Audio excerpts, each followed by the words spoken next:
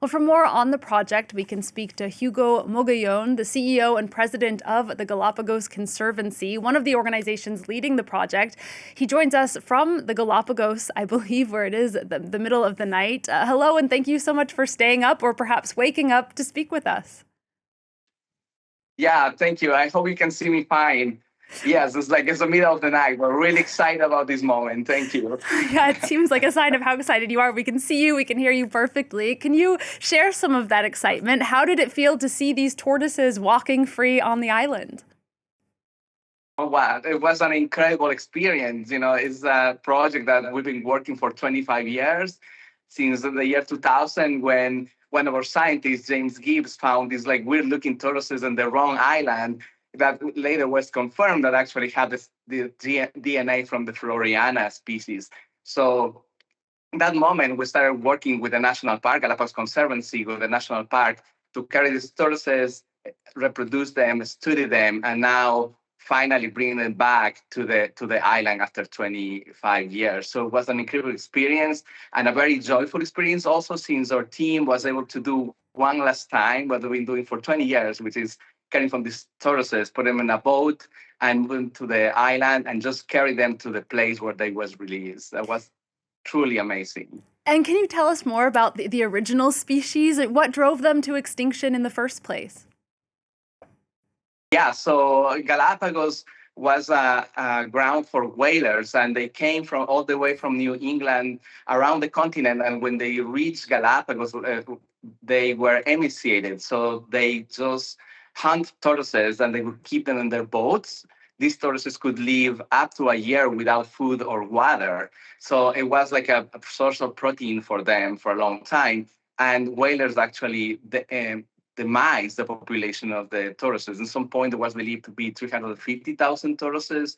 And by the beginning of the 20th century, it was like 6,000 tortoises. So we've been working in the whole archipelago, Galapagos Conservancy, with the national park to bring all these tortoises back to the different islands. And these tortoises that were released this week are not exactly the same as their ancestors, but they are descended from them. Can you explain sort of how they're similar and different? Yeah, so when we were able to get DNA, we discovered it was around 75% of the original lineage still alive in these tortoises. So the breeding program also has been just like matching the tortoises that have the highest DNA percentage, so we could get as close as possible to the original lineage. So that is what we are bringing to the Floreana island. It's like almost the same species, just like it was a small percentage of a hybridization. And what impact are they going to have on the island? I believe these tortoises are what are known as an ecosystem engineers. Yes, they are not just like iconic for the Galapagos, they are actually the big herbivores of the islands. And you see these tortoises moving, and they move soil, and they eat all the plants, and they disperse the seeds. So they actually modify the ecosystem. And the island has been missing these big pieces of the puzzle for almost 2 centuries, right? So now they are there. All of them have like a GPS tracking, and then we're gonna see them for the next decade to see how they are gonna adapt to the island. And can you talk more about the next steps in the project? Because I believe that in total you want to return 12 extinct species. Yeah, so Floreana, now we're bringing this 158. We have like around 300 that are ready to come back, and we'll continue releasing probably over the next decade. But this is like one of the many projects we have in the Galapagos. The Galapagos Conservancy actually has been bringing tortoises to other islands like Hispaniola, and we did that in Santa Fe and in Santiago. So we continue doing these projects in all the islands to restore the population to the original numbers. So for Floreana, we're planning to bring around 800 tortoises over the next decade, and that's the project we are lecturing it at.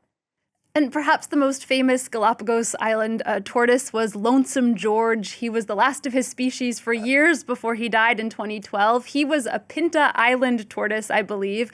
Is there any way to undertake a similar revival project for that species? Actually, yes, we have some like hybrids from that have also Pinta Island DNA. And there's like another project we've been working on for years, and we hope that that would be the next step to bring tortoises back to Pinta Island. And probably in the next couple of years that will be happening. We learn a lot from Lonesome George, and also we know the terrible effect that empty islands have in the ecosystem for many species. So we have to bring these tortoises back, even they have like a percentage of the original DNA.